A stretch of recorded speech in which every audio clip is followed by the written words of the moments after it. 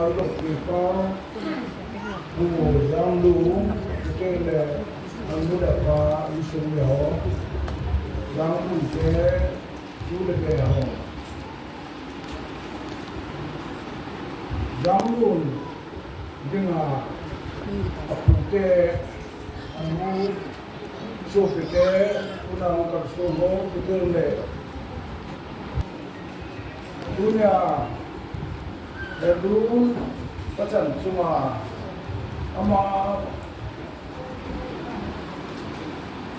pacan cuma patin thangwa dinga ungkar suma sale nga ko na ungkar sum lule pa pile ko lule pa le hete hubumi ho amas kaene patin pathangwe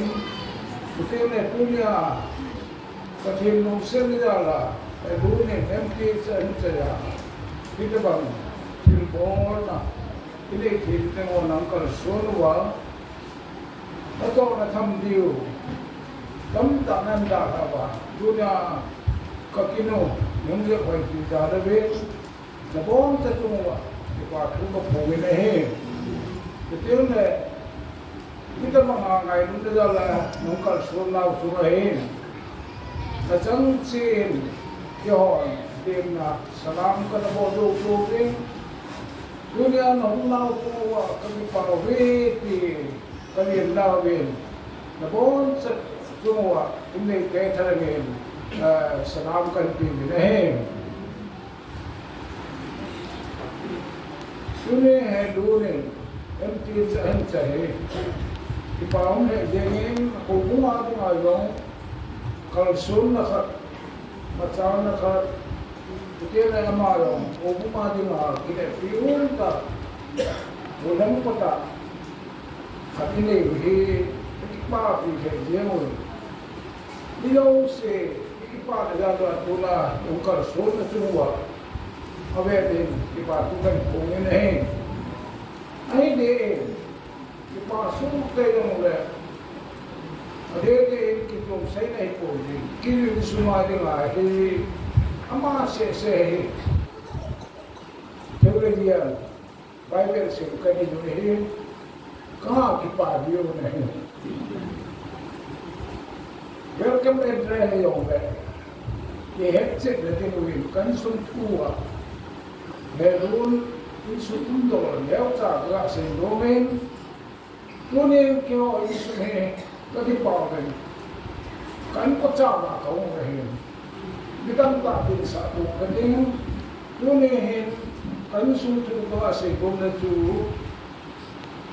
kau kabon win, Helun win, sinsit lagi kena sinsit lagi kabon wa sinsit lagi ani, kapumuhi le. Yang Bible ini le tu piwa, pulau, song insu kahit ni. Song insu ada ngayon tu kau dulu kahit kapu, kupau sani ani din, sani bau do kat ani pai, aban anak tu nune. Kita tak kagin sa buhay, tunin, paudo, miu pa,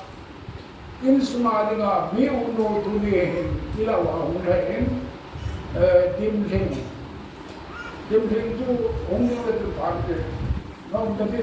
na kunay, dimling nila pa paudun, insumali nga chun ni umu khatong pinin atong kay timan bihin atong hindi na tu pande atong ay atong sikuri amani mo kaya din sa bumahin kapo pautohin sapa kumanilin apa sekian su bau kusih apa nak tu kamkai apa nak tu health kipa Paulo se chun chapa thumane kinin amas ran si do ko thangai he abane jam pa he athum channa chu khu yang he tham kai hin tu le hel thang hin câu bao cái bao liên pen bao se cha chu thumai kinin đâu có thằng ấy xung quanh đó miu nu cho mai, ama nên đang bảo hết, ama nên khu yang min aloha yang nu nên, apan sekolah admission na bola cho Helun tia ano bolia cho tuna he hon bolwa Helun tia helu he amini yang nu nên, khu yang nu nên Kasetan, kapung, kupau sun, la dingacu. Apa ho tampi tak kay tawin. Ay wangin ke ho la dingacu ama sesehi. Bible sipe. Ye chun kipam hai ye tu nama. Kita mga M.th ansaya inswa Insumite patino sena ay dok sanggo no ben ay mune kam suling a kipaunta itin kakipawin ke holo katin katangwain to tile tatede dunia kita bang katupaw win M.th ansay nihin kakipaso kevin ke holo komo win dunia kita bang kinay na dinga hubungin Cô in đây phân phiếu á, cô ra đại dư dòng lệ Khi nó hoài ta bộ thế thì ngà hồ mùi phiền Ngày lúc bây giờ là ta bằng à Cả nào tên này Sẽ ra tên luôn mà Nên là cái thô phiếu ấy ta bằng à In hồ nên là phiếu á Khi nó hoài ta chạy dịu dòng Giá cái hồ không bình đó Các bạn đến không sức về dân cô Ngà bột sai rồi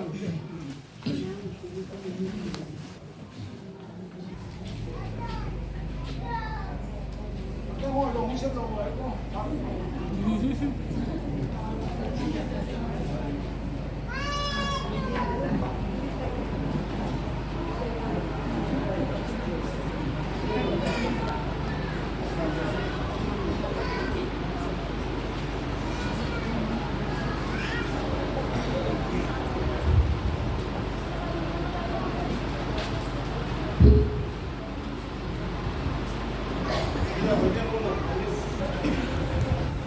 con chút xe con xe chú theo các hết sẽ đi mua con xe tiền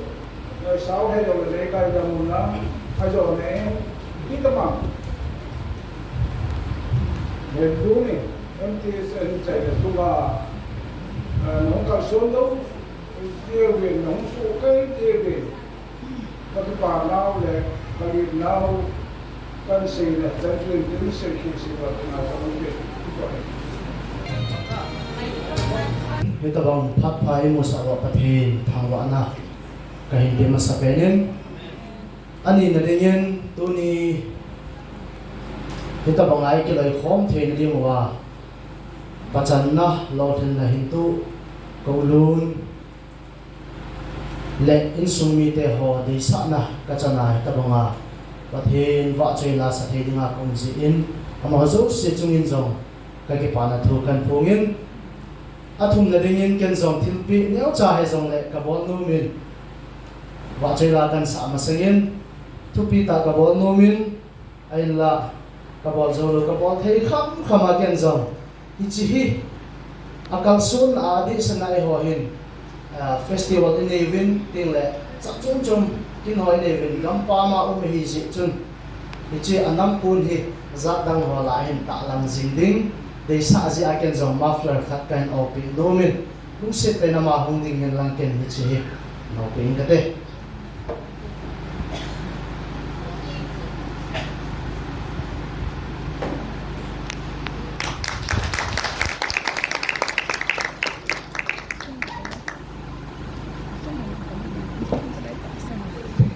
he chu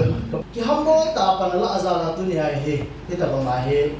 kipa na Maicham na hin sin the gen the na asala tam ta to thagau lama atibul phu chana ta salanga jong phat the bu chan na ho hina ken jong kana kamu che ho la ka het che ho man jong ana tu ho e hi cha a chu thagau lama ki ham bo na zala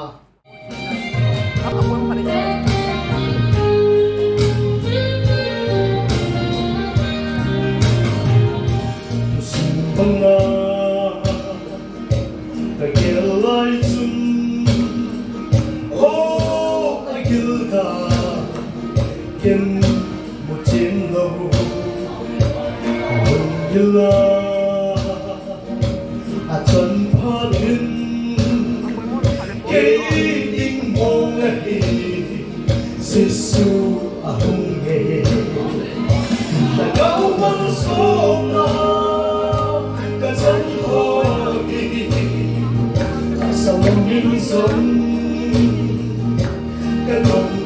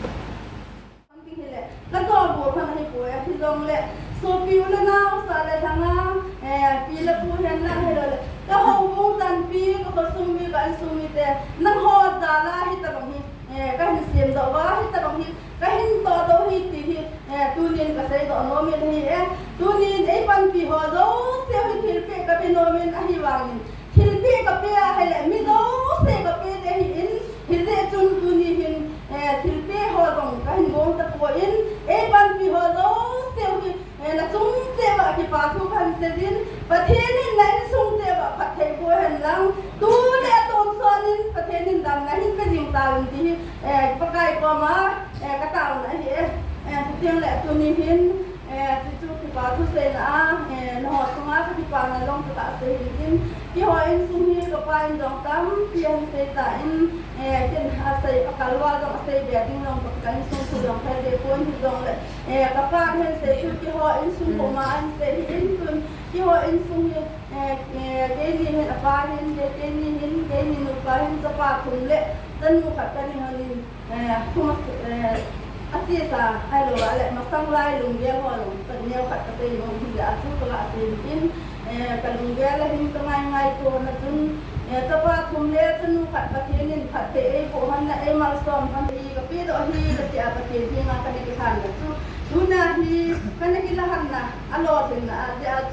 ดูนาฮีKema katapan MTH anjajin tunin katapan hilit kita hitam sia Maicham siam kai poin pathin kathang wa pathinin katau na ho asan jala tunahi pathin thangwa na Maicham ka siam hi ti dong ka dei do nom kin ni tunin ka pa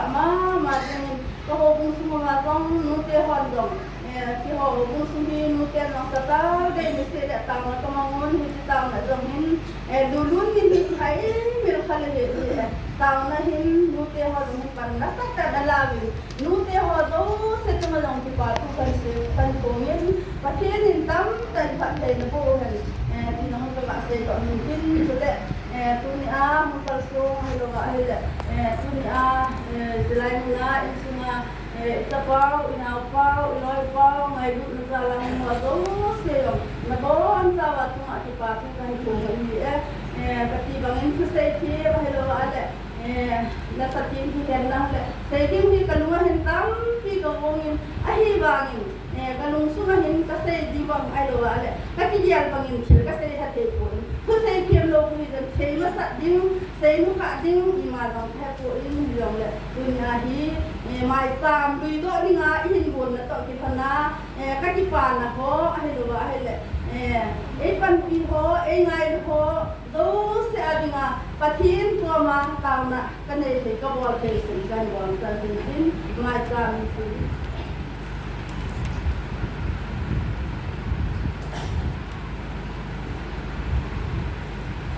si mai tam ni pathin in da sa pa dam ta hin pula ado ase ba BDM sima sudana MTH sima boina I matam le la dam ta hin sim ado na ang chan na la pathin thangwa na mai tam kan go kan Vào mình tụi phát lên khó anh chị vô họ tụi qua cái bằng tiền họ anh chị vô tàu na anh chị vô họ điều điều gì tập luyện anh mình là mình đang sản xuất mình sẽ phải đến tập luyện đầu tiên là sang anh lang dunia là dunia điều anh suy nghĩ dunia là điều anh suy nghĩ khó sana tập luyện ngay dunia là cái này mình office building ai rồi na kamta kama alo le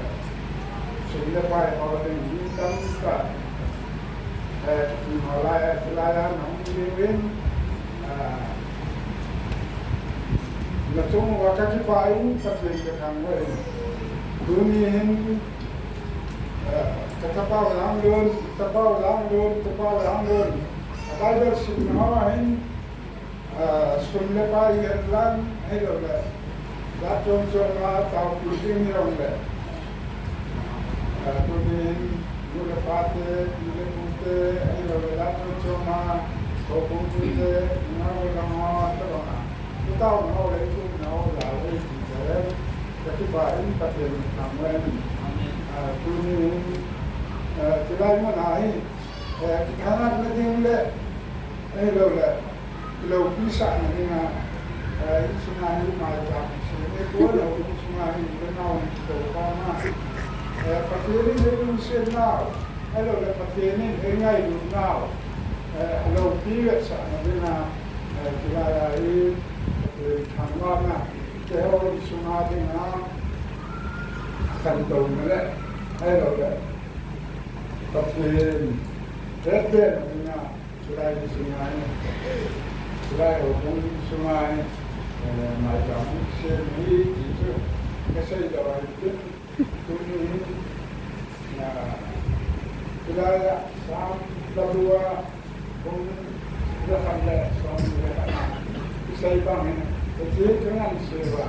Helun kata ni baik kasih sawari so diulang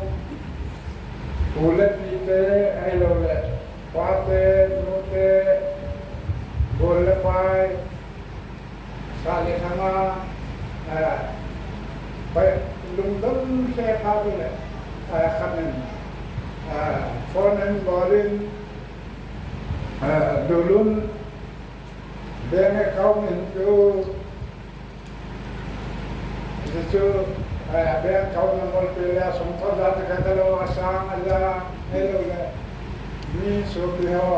udah now insan now lang dulun sa daw na din sangat sangi at daw na kami hindi nagsapyo tiya at matam niya ito bangkun yung dan kuisak po lang hindi ato robo yan lang hello gubiyo yan lang sala naman siya kanulang mga yan ito yung paisahe apat siya ito gawin kilala robo yan ng patsi tao natin ay yun at yan ay po le ama sa penin at tamna ikiwa sule hagawa iu pakai Yesus lo pira sang hanlang kundi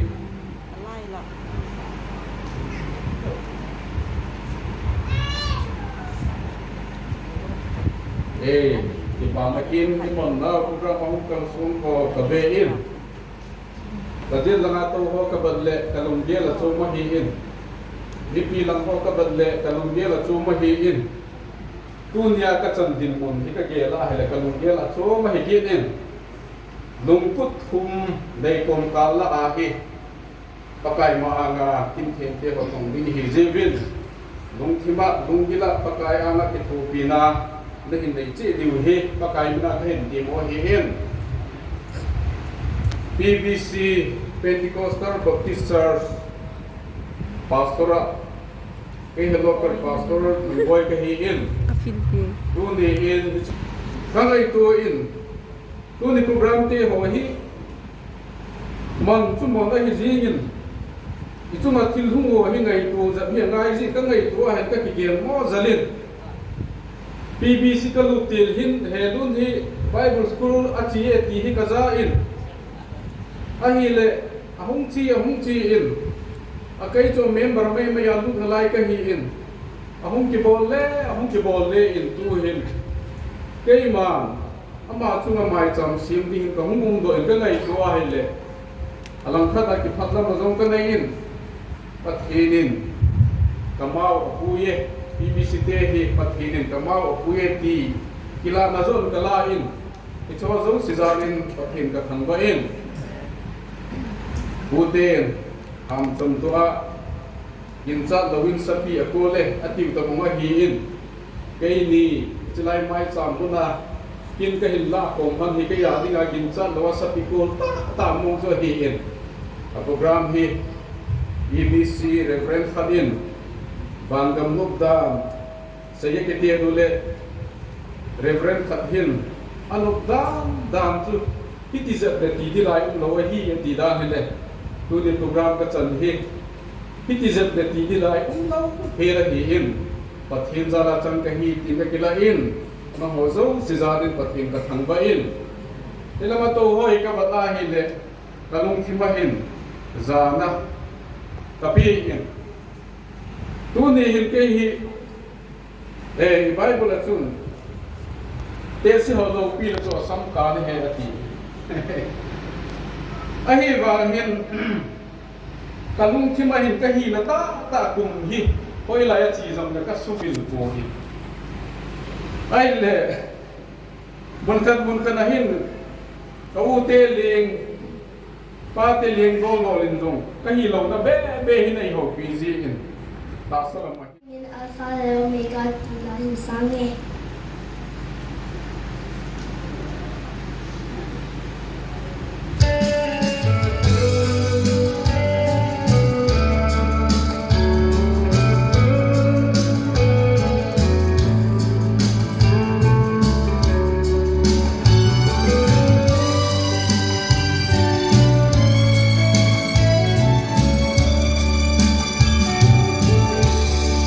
Sao và mùa hoa ba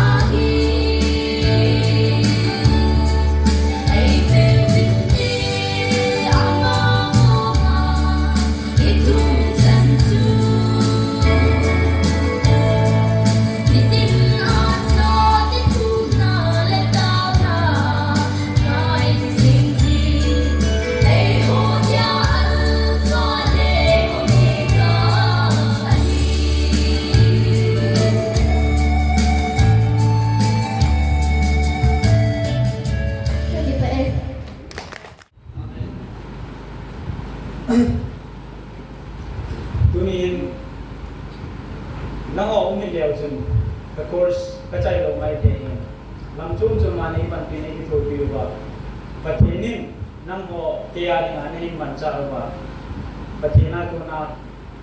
pathina ka chana tu ni ba na kam moi pathin kanang ba kini ki ba thu kam ta na sei ni au ni kamu le ka ba chma ki ba thu ka sei ni mi kamu le ka ba chma kanal de chma ki pa na lien ta kai ko ni Sutale, hopung itu ho, cuma bang license kompi ho, hopung local board ho, pi ho, sudah payah ni pan bina ho wahai lo le, dia ni yang serta tahun hari na request scan board siya, style lo wajang cuma ho nanti kam ba, kita cuma kita ho ni lang sudah payah lang tahun lang yang pergi tu lang bang le, ni na pan bising zero ba, kalau nanti Sutale, kuni kapida ka pute ho, pensumi te ho, kapate ho, kurute ho, sutale, cuma punang kau sumte ho, kain sa kain nang te ho, kaloy ko te ho, nang ho sala kuni kipana, insumi te, kanula kapan, insuma kipana Maicham asim te, kakipana apun ko si kahepon, dunia ka sa ibang acho, dunia ka lole ni ke ima kêu sẽ pan la sa le ko nang ho sa la nang ho nei to sa sa wa tu ni ka lo tin te nang ho nei to sa sa le pathin nei chan sa la ka lo tin te ka ki pan pan ka ki pa ti ka sei ko wa lam school kai tu number ka sei le 2014 ka ki pat kun ka hai mu ta 2014 15 14 and 15 man apa ni jadi agak sih jadi Pentecostal lampang ay Bible College dapat pawing na ball Bible College sa BD ka ballin BD selain na chung BD ka ballin BD ka ball sign ay selain ma chung MTA chung ka ball kin BD to MTA suming selain chung ka sign kay dia lai le selain college chung dia ka kay na chung affiliated hi rozi kalau matai ini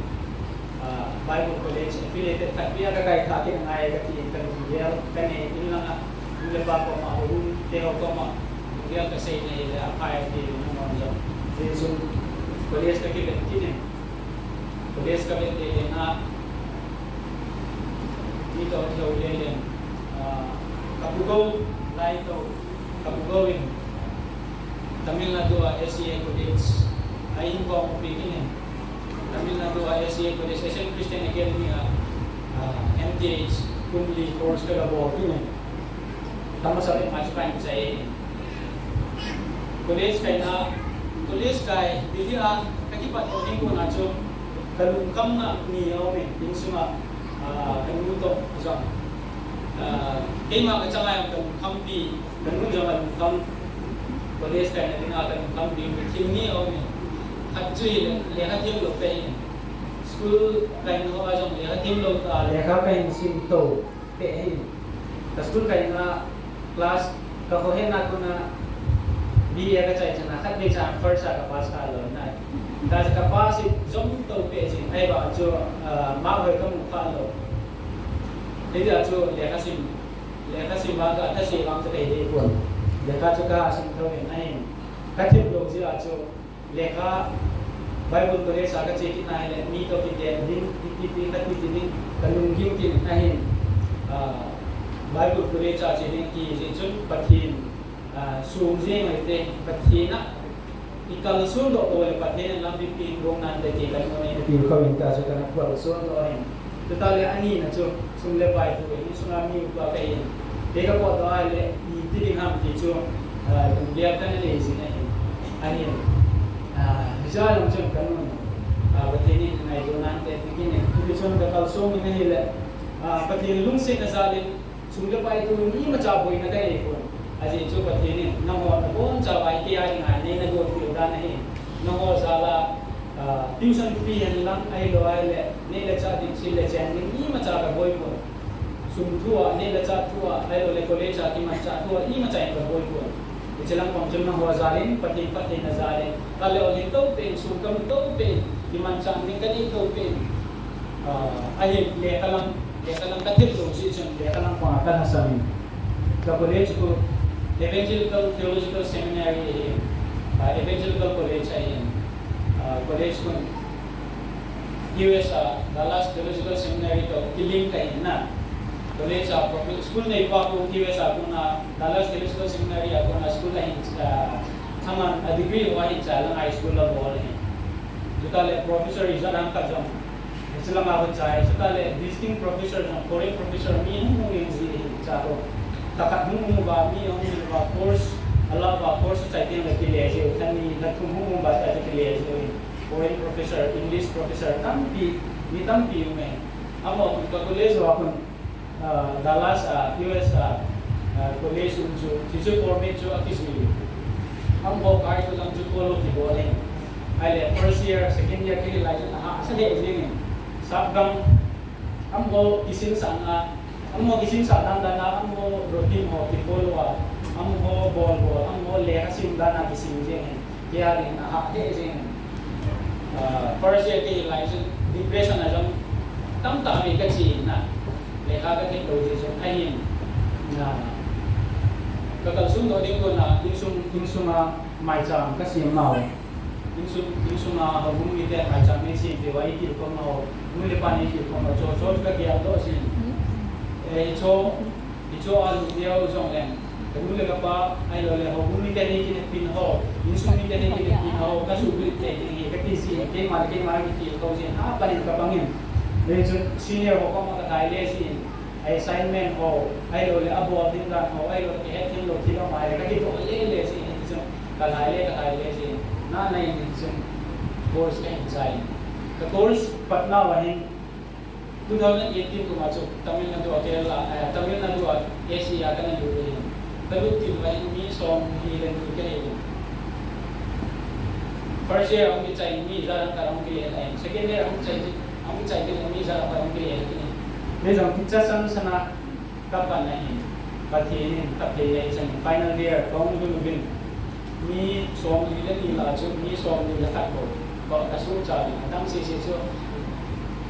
aken zo da po nge atia da lo ai lo le amak din lo sia apot lo long je lo le pati ni kana ki til ko no pati ni kapan lan ho nang mon nei tau pin ho pati ni su bulit pi ni dunia selain ahe MTH ruang kira ni pati yang hamba nak pikir ni sehingga kami ini baiklah mengenai kita sehingga kaya pun pada saat kami lain hilang atau kami lagi lepas itu hobi ni itu pun lain boleh atau lagi jadi kalau nak kita tak akan mesti Bible semagi bani dunia ni kita tahu sih ayo le kipa lu ni ayo le ni matang tadi kita tang ni ayo le chonsip tadi kilza tam pp om sih ahin boleh boleh atau kio nawa ayo le bila putih atau ayo le mula pada atau kio nawa oh dun kahin tahu kisah ni le kasih tinam dapat enam kio tu bisa aja ni kio kau konsep ni ai lo ai no ta la kai nam tu sin pe ai lo tu za chom choma nin tau pin ho nin ti ko no ho ba ke ma ha di la di ti ko ba ka ka sin ha pa na pan kai la ai tu nin ho ina ko na po to ni anu lang ai lo le chung lang ve le hen noi lang a pi ta pi ho bang chung ai mo ho ti do ai na chung lang a te sin lang ai lo le ko lang mo chung a in hi sin a doi Asyik tu ho nasama level sama so ina. Jadi acu Bible ni. Tanggu ma kopi yang disiar table ni. Asyik tu a level. Aki tu no sia ho nasama kopi hoai lo ni tilben tu asanga so sia so disiar table ni. Tega na adam kadapin ni. Airport na. Len aku runway out lai sia kim te lo ni. Ai hong len lo ding le. Hong san je sia le kim te na. Jadi tega na tu Yesus Kristus sih tega macam tanggu mau kupitan koton ayo light apa in luar kumai kuena ati kita macam dunia ni bungsong dari na Jesus Kristan nang ho van ngui va ne ibe sei nam tia le va chu ibe ham tia le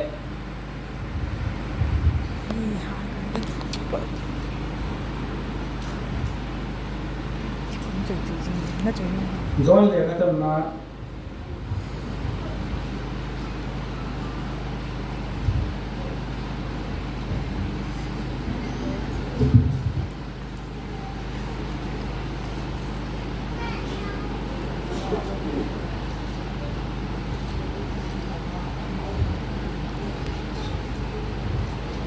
John bung kat campur na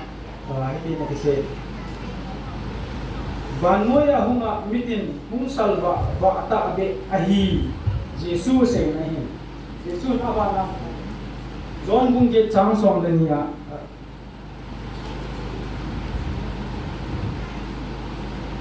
Jesus na salva kema banoi va kahi kanung ezo ya chu mutima chu va le lova hinna va chu amuri na hi ati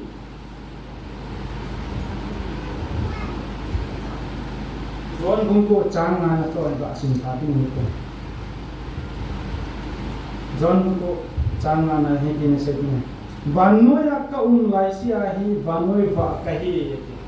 dunia Jesus Kristain ase jute ko ma nang ho banoi va nahi ve pininga ti ham ti ai sei jiten Jesus Krista ane ji ba cho mo chen banoi va ai na sei jite hon Jesus Krista tu se ai lo le pathin tu ata san ji wa cho nang ho banoi va nahi ve je pathin tu chu va ai na pathin tu chu na va ti ham ti ai le pathin tu chu hin nai pe mi hin ti a dinga lampi ei mo so ri mi te hin nei pe ni ja cho pathin tu chu va ti Jesus chu va ai na indinga Jesus chu va am ti ale Jesus chu ei mo mi te I chon se na ba tu na ei mo ku do dio mutima ai mo hin na e wa tu na Christian ni ba ma ni khat phat khat lai chu gentile pathin nei lo hi ai hin dunia ai pathin lung sin na sala pathin tu in mu ba pathin tu in he ba pathin tu I ta san je wa dunia ai e ho ai mutim cha ke to dunia gentile hi to min dunia ai pathin cha ke so hi ho ta ni sia chu pathin Jesus Kristan ase yu te ko ma nam ho ba noi va ne ve koi hele dunia ai Jesus Kristan ta san gospel ta san pathin ta san jo ji chu chi ba noi va cho ne na dunia nam hon so ken so Ichi Jesus Kristan sei ji ho ko ma se nang ho ba noi va nei ve ti ichi va chu dunia e ho so se ine yo ta Manipura adi ai ho buki tha do buki te hola missionary Masaloi William Pettigrew William Carey te holoi pathin aman cha na tuni amho akona pathin thui mo he dunia ai hon va ai nei hin dunia hi chi va nei za lo chu dunia no hon pathin tu ne he no ba no hon pathin na thang ba ba hi za la chu dunia hi ken no Maicham ka sim te pathin no hon man cha no ba ke ya dinga lampi nahi ba tang na nei man pi ho ai lo le sule pa nei ki tu pi na ho ai lo le nei ti khong na ho ai lo le thil za na nei man pi ho chu pathin na man cha ji wa hi pathin na ho na man cha na ho ku na ke I man cha ki na tu ni lo na ka nei te pathin ka thang ba ki ni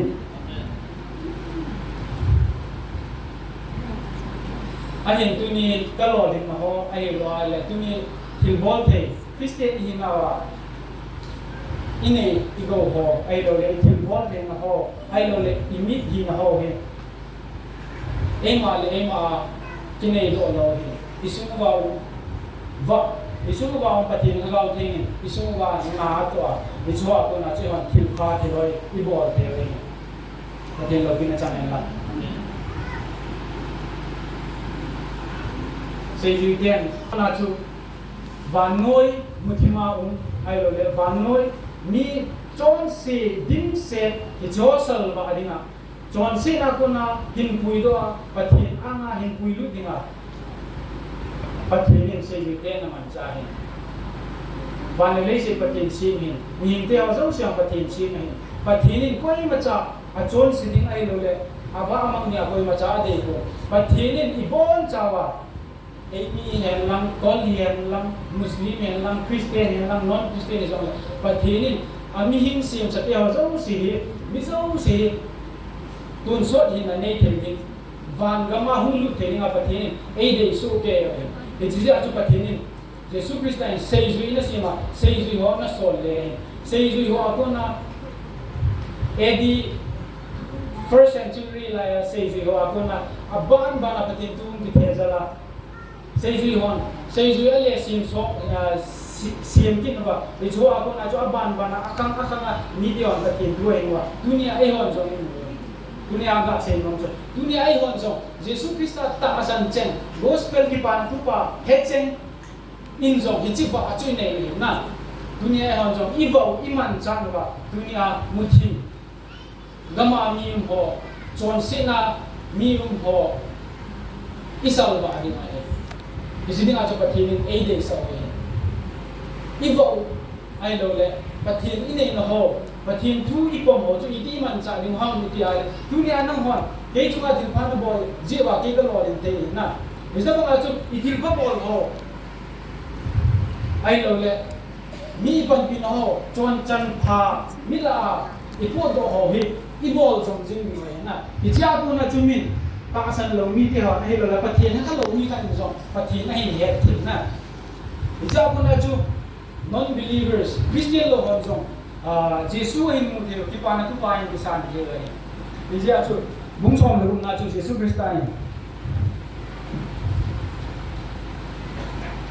Kecil bangsun na bo chu mi ho ang akilang hen lang chu te le amo chu na chon phat nau chu mu the yang tin chu le wa nau na pau chu aba chui ding wa hi le tin na dunia kecil ko bol ho ai lo le i chon chan i khan chan mi lai un gang ho ai lo le thin neu cha cha mi pan pi na ho ai lo ai le mi til ko no i choi a tho na ni ma chong lo ding ai pa thinin dunia na ho kia ding na man cha bang ba pa thinin cái giống nó hồ giống thì bốn cháu mi đã nói tiếng ai lo ai le tạo sản lo mi tia tiếng giống ai man cha thế ai man cha thế na is tiếng cho cái thì có mà ý hàng chính quá dunia the Christian hi now the Christian character mi là ý đồ đồ chính quá min bắt thì là thằng vợ thì là như vậy mi là ý tung đồ chính như vậy bắt thì ở đây sao le Bible in two way bây giờ trong trà đã xây nó mình tin tôi xây nè muốn một tài sinh trong này và thế này bốn trà bên và thế của hành lắm à về đến tôi ni selain na kinang ho zo si semua về đến thì pa tu cái xây cái này tôi ni tập tiêu ho tập pa tiêu ho mi tam ta anh ai đi mà ông ta xuân ho có nói ama sa pena ikimutu new dòng mi tam ta au ni na kaputi ho ken jong kapate ho ai lo kamuti ho ka munjom so ma ho ken jong ka het hin ken jong ka ni tha pi lo nu le ka pa to ki he ai bang ki to ki ka be se lo ano ai hen ai lo le ken ka het lo mi tam pi ho ni na tun aven na bon chawa chuma ki pa thu se no ti ni patinin tam tan patin na bo hen lang mabana jong ite a he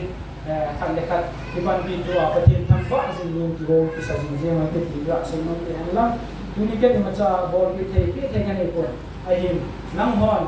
lấy ban pin nó hồ ai rồi nắng hòn lấy công xếp lấy ngày được nó hồ giờ là các cái bài nó dấu xia này phía trên này trong này patien to mà tao mà cái hình ban pin luôn đi tao này mình có thể gặp phát triển cái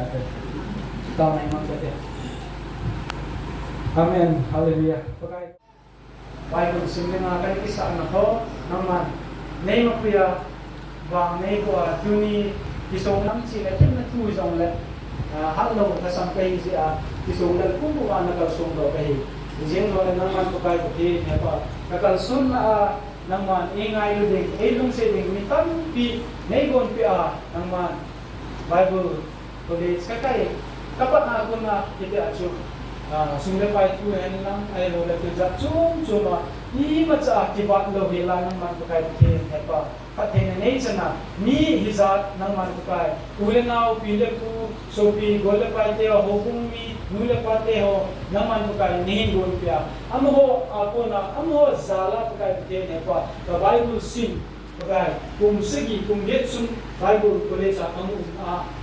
nang man pakai kini lim se na jauh siapa pathe nei ko dam sela tumi hichai dia M.th hichai dia tumi namba pathe kamu cuma pakai game hichai obunga hichai hobina kipa tu se dia kom sin Putih nasala raya notification pasti sampai ini. Tinggal dari bisa game dari biasa pun kalau kontak berapa kalau dia tingkang tidak kamu disuruh ni. Kita terpakai. Mungkin aku dua kan mungkin ini saya mungkin kalau nak bermasalah. Itu dia kuah di satu saya poin kita bunga rohina ni masih macam kerja lahir ni. Bisa kaya pasti kalau ni sih nama spelling pasti tambah udah. Tinggal ni nak anu apa beli pasti hak semua seperti awal pasti punya kuah di agak mudah apa itu bang. Pasti tambah udah tinggal lepas nama sepatu dan saya punya ni. Tinggal tu nak itu bah ini pasti pun nak sangat kau sudah tahu lah. Ama sangat kau sudah tahu ni. Kau mungkin nak tahu apa? Menunggu sih kau pasti mulai. Sudah pada ni kan izakah itu nak tu tidak. Hei jangan ni tu izakah. Dia mahu nak jadi pada. Hei di pada pada saya mungkin jangan. Dia tahu mungkin dia cuma sampai pada tu saya ni. Jangan. Ni tu ni kau ayat di mana lah. Kapal le kau dah dia apa ni? Jangan dia lain le. Kalau orang sih boleh, orang le. Kapal sih dia le. Jadi saya kan so dia, dia cepat orang pergi dia. Jangan orang le kau ayat ni paling mana tu pergi dia. Jangan le. Kau ni hal ayat ni lain pergi. Ya, mas Bible sih macam tu mah dia. Bible sih nanti hal macam tu tu pasal bang macam. Yang nak hasil nak tidak luahin. Dengan apa tiennya? Akibat kalau pasal asam dia ada nama. Kotaan. Kita semua apa kalau apa tiennya sanggih tu semua ini. Apa tiennya pasal mundur hepon. Tua jadi MPA saya bang ayah apa tiennya pandang dia sih. Awak mimpikan tang amai tangan. Kau dah senang ayo dia. Ini Amazon pati harus sunga kalau sih dia juga pasti nak atau Amazon kita anak elawai hasil nak elawai pun cuma dia awal apa sih lah tinggal aku dia pun pada sana tema pun kadang sering momen apa yang di dalam pun baik sering kan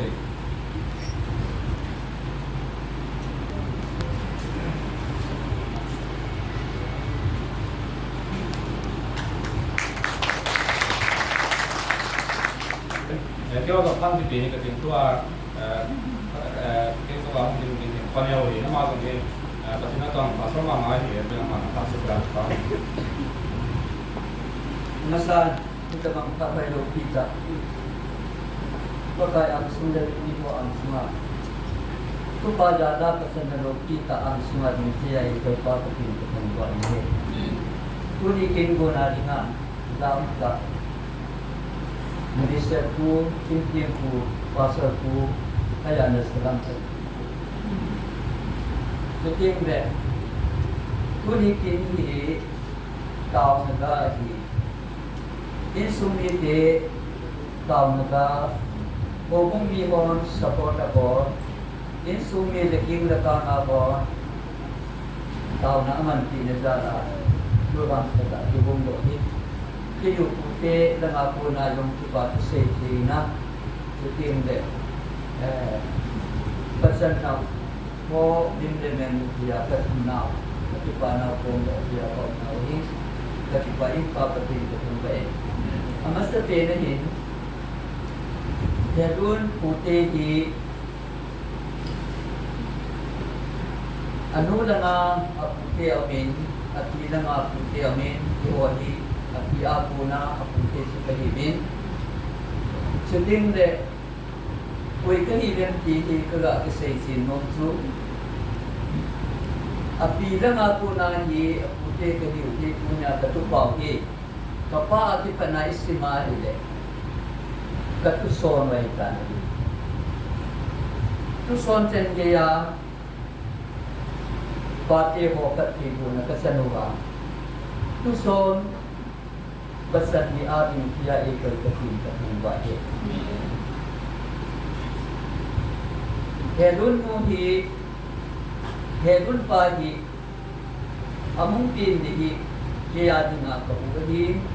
ang ating ano hi apa hi katupaw sa ilang di nga so ano hi mangway di nga kwa kamasama mong din pa di nga so ano hi amaw di nga sa ilang di nga ano hi Helun di nga at hi mangway di nga ani hi kaya di nga hi kapin pila kau numay la kapin itu jun senen itu cicu hi jun ya hi itu tapi baik cicu ini sungai nga pasal nga di nga 5% hi kau mangway pa sa tira pasal zong kilo numay zong boyin Bible ang sabi Queen Filipina at Sinita. Numera nga po na hi tunya sa tupa sa ilang nini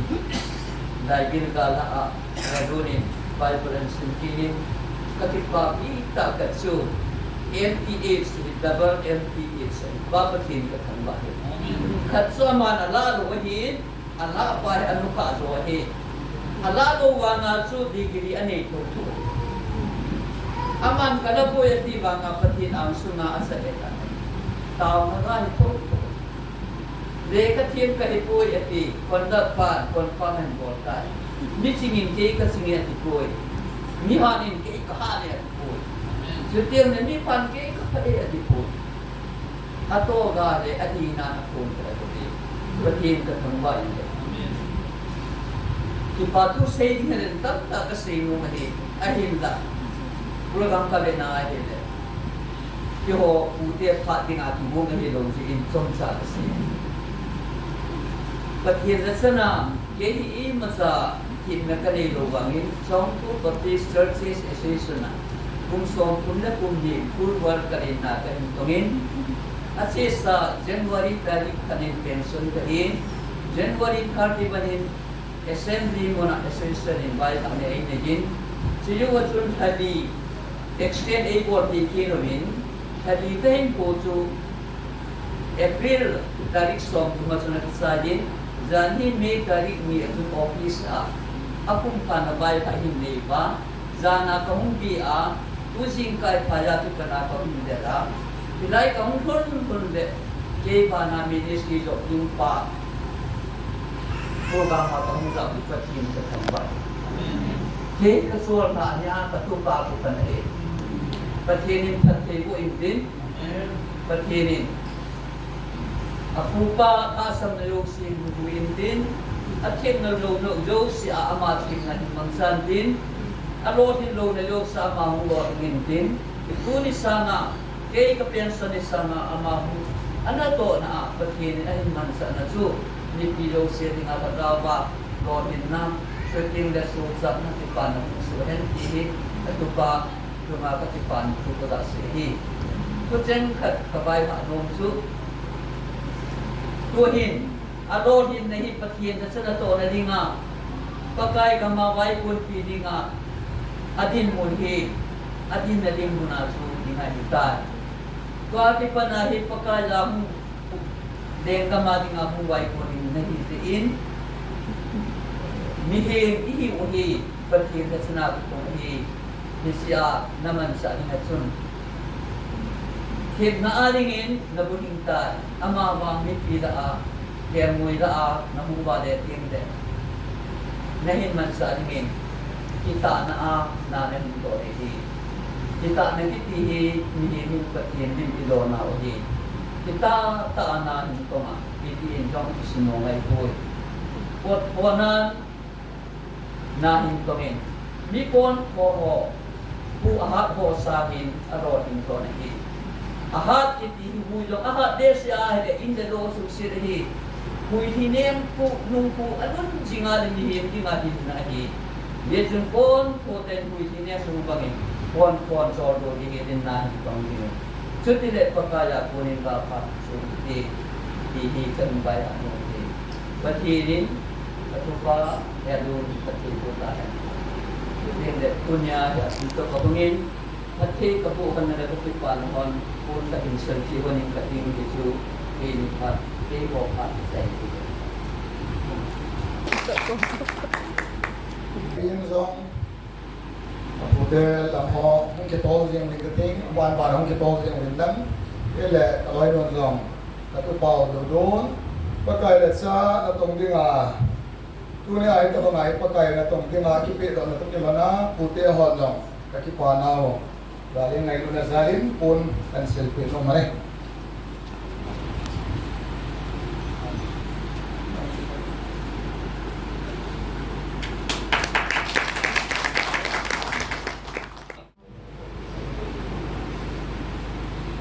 Insun meeting ahin na din yung mga ipat table mo bilang sana. Hello. Hello.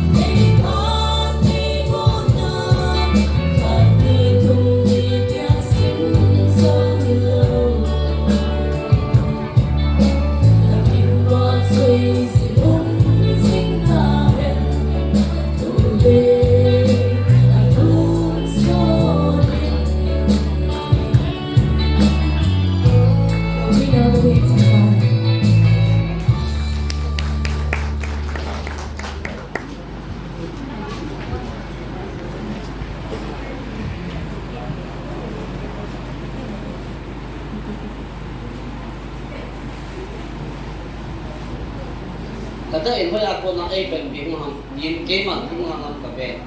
wang le se pa pa ka ko na ai ban bi ma he ti Bible sang ni adi ta ngelin tu ni ko in pathik pathik bo na ida no vi Yung le ade silaya ho bunga pastor pa tunia injil ko pa yang ho bung lampai na pa kan poi de ade in mun so ma mun ngam na ta kim jeng poi ma cha ke pon pastor tu yang ho bung ko poi na ho bung mi da he dong hat sam ko ilong le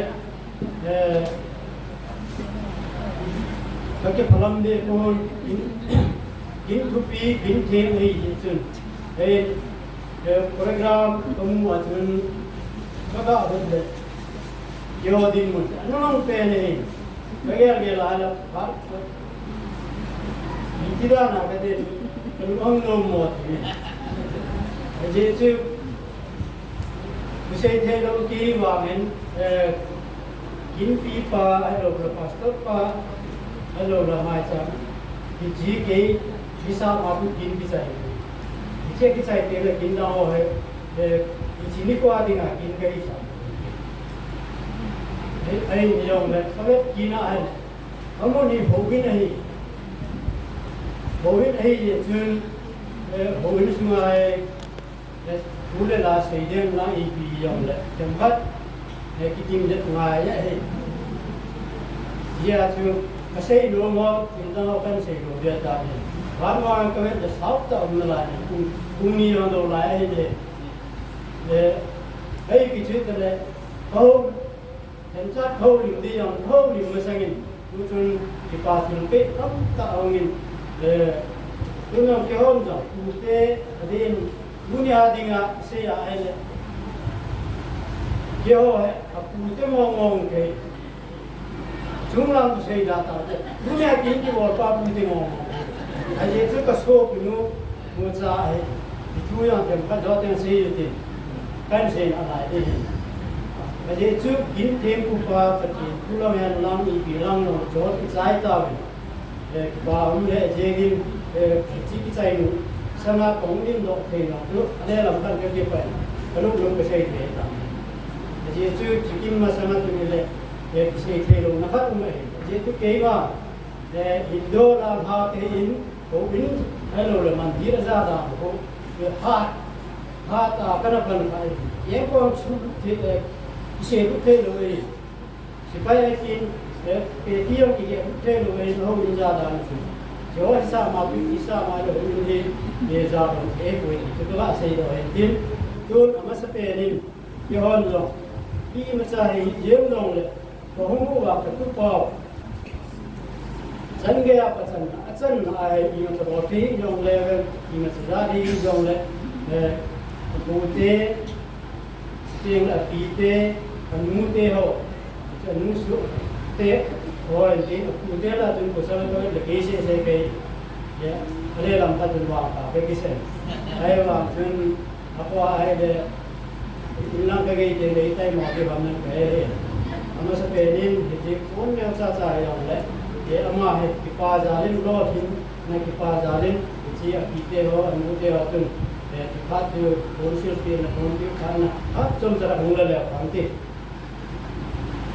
jain anglo mi amin anu ama dingen anu le deni ein mani ama be ho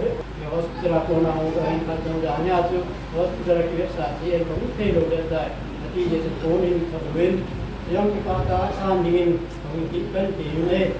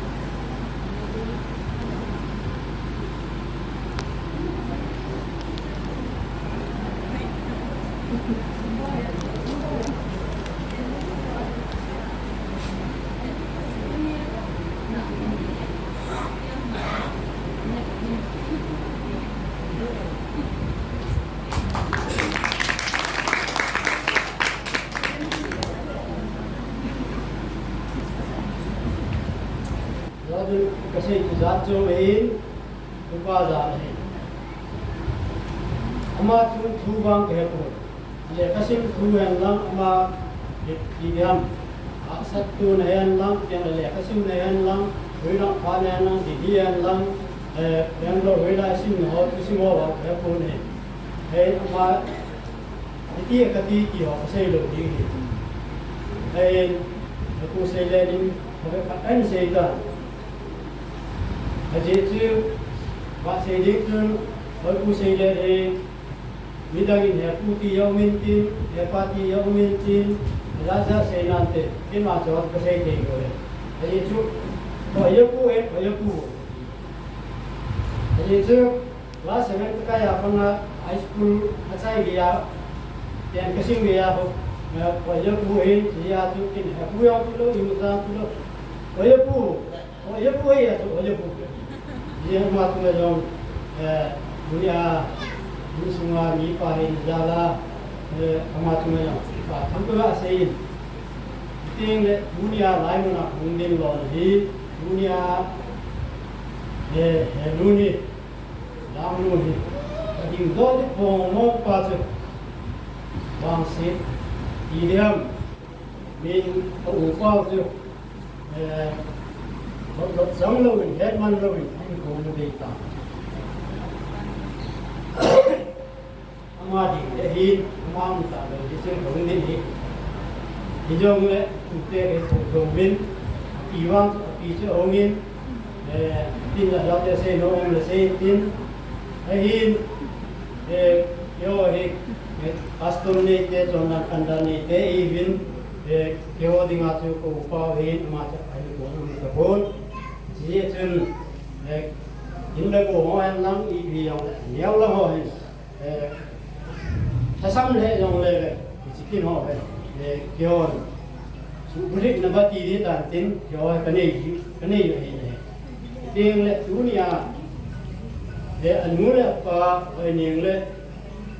say young Amani, I don't take only love careful. Ever. Jinu kenal ya tu ni Amina kasi hanya le kilo ni. Jinu tu kenal tela langloi tahi. Amani sendiri sepangkat asin hanya. Dekat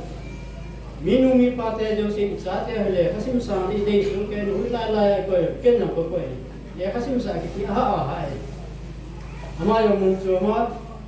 Dangdana nasim sa hari ican gaya tu, nula pate soki ulena hulala hama panala te elo le wajah ko men lam ni dong ko mati atu ki bale ya dia haki sim sa amaya cia sim sa han zala tu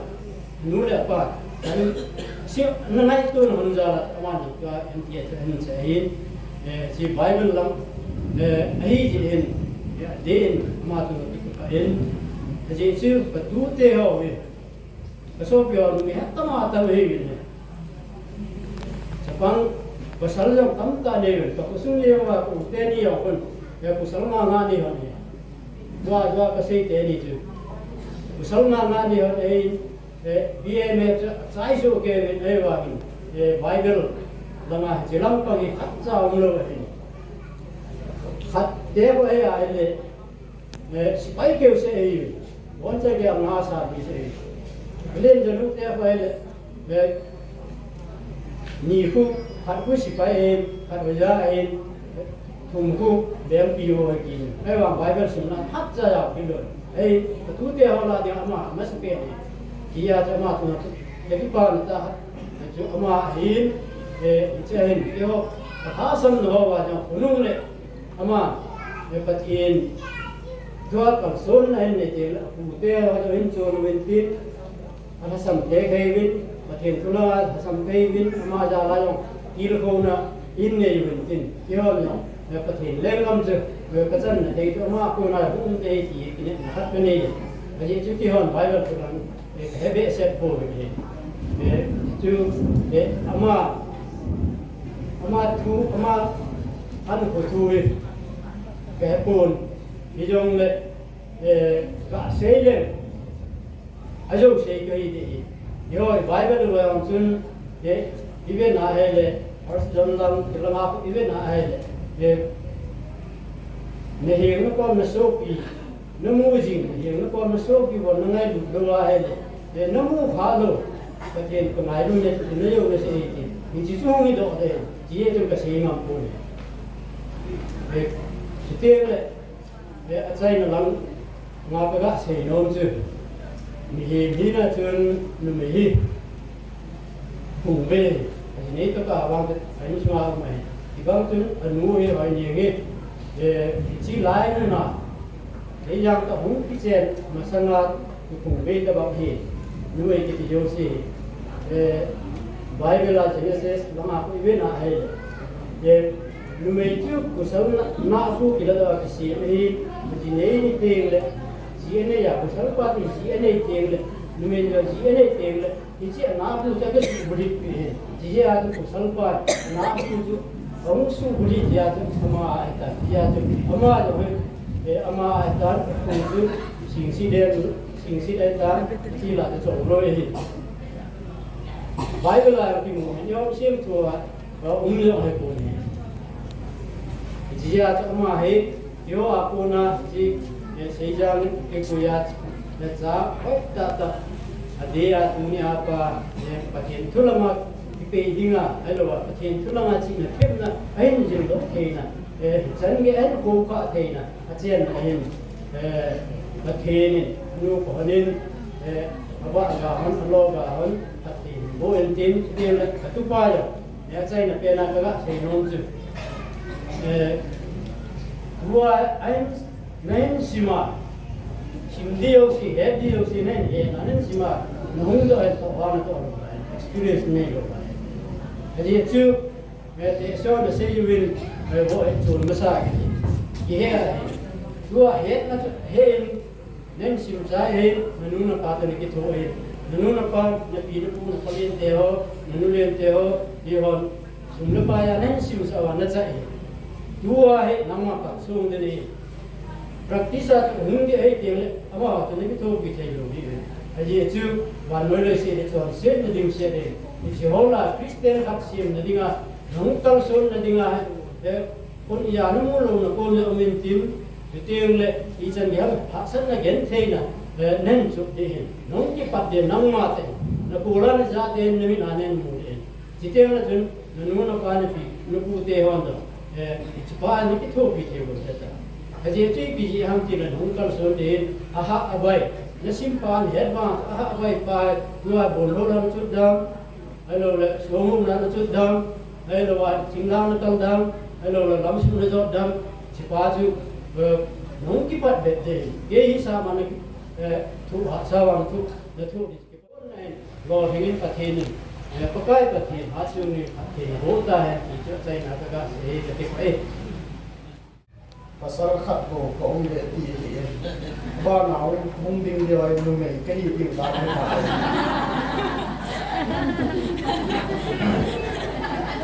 tua kamasanga hong ding chu Southern Hills langa he run pute hi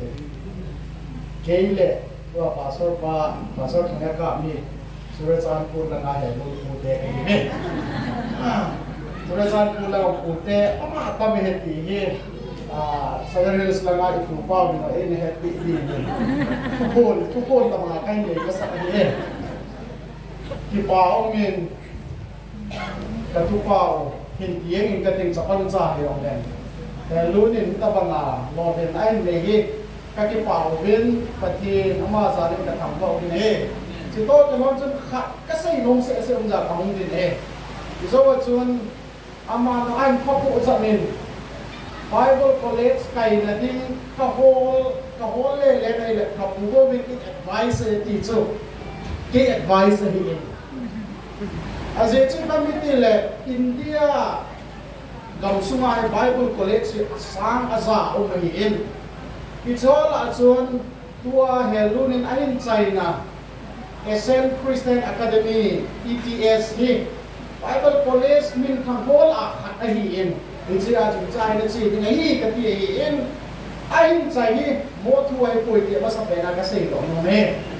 chu te la America ga ma yo Bible college hi atamin chol a chun ni he thei di no min kha choi la Pope John's University in ani choi la Dallas Theological Seminary in ichi Dallas Theological Seminary to Helun daga China Bible college su align si atizoma Dallas oiza ho atam zo hin Asian Christian Academy a chu amal kai na so ya bu pa ahun le ipia ka se ham kamo se he ko in keyong Asian Christian Academy a chu an chai le an grace kai ja ka he ja kai se he ya chu Helun in asim kha in achi na yong aga chi kha in chu de la pati le lo hin mang chang te hi ka ta san na sang ta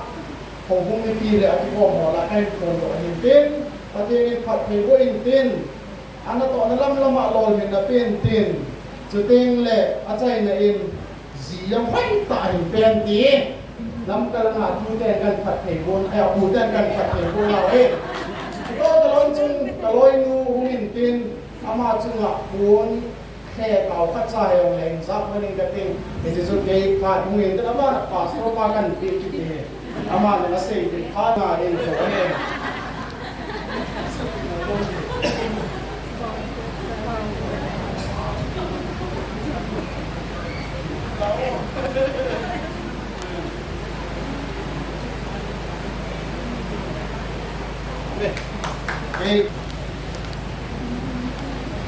Salulun ta tupa Helun Master of Theology Lord in the Chungchanga Mukalsum Holom Kai ho today Hong Media ho again in line to Hong Kitawin in program in Hong Helun Pute ho Pat and Helun Helun Pute sa Himutala ito bang hati ka sa mga ipipag din na bon kaya wag na yung natandang something body tehi program ka dila atamkin to kilokan ay na yung bilang so tadele dun kay boy kadin Helun ni kana dito pilo po nila MBA education sa ilahin nagtakat at kana dito pilin kenzo qualification unsun jo kayo amasalama apupat ng kumang isay bangay kaya daw ni akamkamay India tinga Theological Seminary amin hanggang UPS abiti ka na sa Science Bangalore ahi master ka na sa ihin kaya daw ni kisay model tulong na India tinga top hola so ana graduate sa kahili aje sa kaya sa ito ay lang kipang kasan Isi urban thangda kap chongoi ki tisu ka hinna ke dong he apu khat pa pension tan pa pu pa ke dong ku ki tu phal le kana pension le hi da ya ke dong tu pa le yenge ke no tin del dui the yin khat tu na tu pa theory yen ka ida lo the he ama dalan pa ki ka thangwai tu ne apu te chongoi bo hin kin ka le ti mo le alo the lo ko du ji he ya tu chongoi kin na mi ka tu na kapilo tidak ham tadi kita buat hari ini di situ itu yang kita tak terasa dalam. Dia tu apa hari tu tak jumpa jenis nama itu boleh tak kita ini. Dia tu jumpa jenis nama dia itu dan kapilo ben kanino ben buat hari ini itu yang kita tak terasa dalam. Ada kasih mohon sadar Islam putih wanita ini dia mungkin. Kulit tak terasa dono men ahila atau ni kita sedang ketika sudah berhubung tim atau jo terkait lo sang aitan sam na ber som si ke na na sam na chang ki ga na le sam pa ada se mi so lam do mi lo mi rum lam do mi lo mi an ka ma ko na ni lo ki to sam na chu hu so hu hi pa kai pa ki ni thu a di na ta ni akin yo sa ho ko to sam ki a akin le sa ho ko su ni ki hi ta ke pu la ta la ki hi tu ni tu pa he ko ni ka ti ko ki Kathir ko ikin na lai ta tuna ke in sai zali kathir buwa e kita tu ka upat tang kate une angkai dunia anu se ni aga bai na ka ke ni ka ti hon le ke ni ko ama ti mu hani ya ke tuna hai award mu to ke helun to na ko ki ko puri mai ni ka ni tin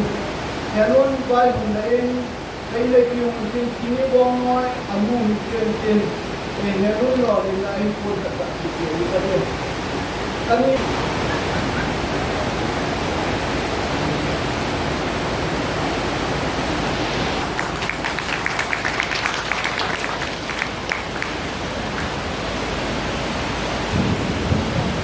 Kalau kita padu malam ini tu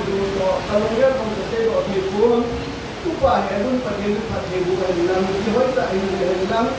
Nilai hukum mana untuk membuat tak ni dia dulu pakai guna tak tahu ni hukum apa ni. Apa dia contoh ni dia boleh.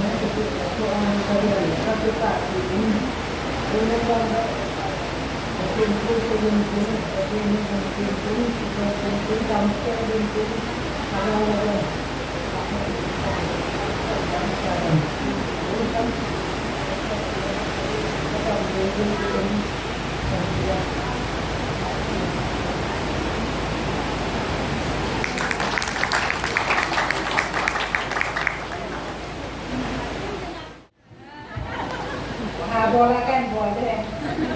Coba amin. Ini juga ini si Adong PBC Charles kiti muyong kimokalo. Pon yang kiti pon kalau di zongle. Kuna isapa kuna bauzala. Kaya yang hichai platform lo dia. Kau jadi sama jalan terjadi tertambah besar ni. Kemudian hewan tak mau dia Tuibong yang kerja lu naik saya. Itu kita tu Tuibong nude, insung nude hoye. Tahu kona, anak sah nude, tahu na lebih sengin. Tadi adingin pada nalawe.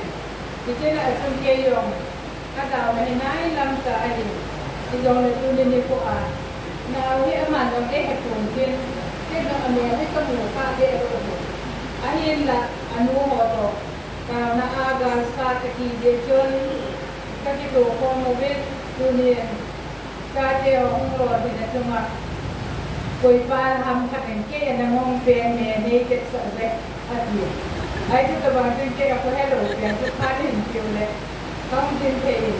nu te ka ta ko pe do se da dunya kipa tu ko ko ngen tu ne nu te ho hen nó cha theo nó chỉ là thế nó hồi nào hiện đó thì mà lâm lúc sẽ nó đồ thì nhiều thì bây giờ nó cái tao việc thì coi như cái phần là từ nào vào ngày tôi đi dẫn kìa đi tắm để em đi ấy xong bạn phải rồi thì rồi lại bạn cả kiếm tôi thì rồi cái tiền phát thì cô đã ra là ông rồi thì nói chung là như thế họ hình cái kịp mà về thì việc sẵn để yên nuôi tiền cao phòng họ chưa hồi này em thu về năm thì về néo xài dòng này tiền mình đầu tiên là tiền sẽ vào về ok nó kể thì không thôi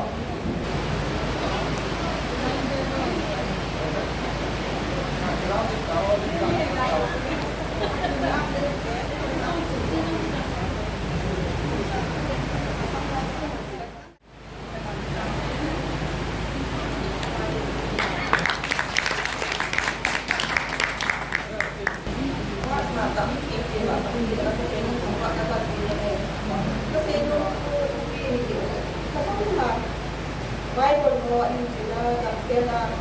kita bangat menjadi orang yang dia tu dia se in kon kata kita cara dia nam ini masalah itu kali ini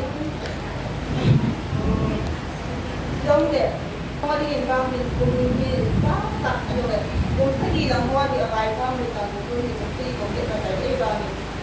headman lo kayak ini mau di maju sekarang ini ini kan kita Tamsi sa Bible mo ang Biblia. Ang kay Pino, kaya sa ate o sige ka pili mo. Oni nga hatan mo lang itong sa iba. Hatan na le ko mo lang di. Kita say pa ko yung le ngawang ni. Tulong lang ni. Hindi pa lang si elaway le kita ba kita taani. Ay so. Kita saat ini kita ani itu, apa yang nak saya kalau semua masih muda dia ni, dia tu kan itu dia nak sini masih itu orang yang pada jalan itu macam tersedia, pun tak dia sini kita masih ini, aku tak dia lagi.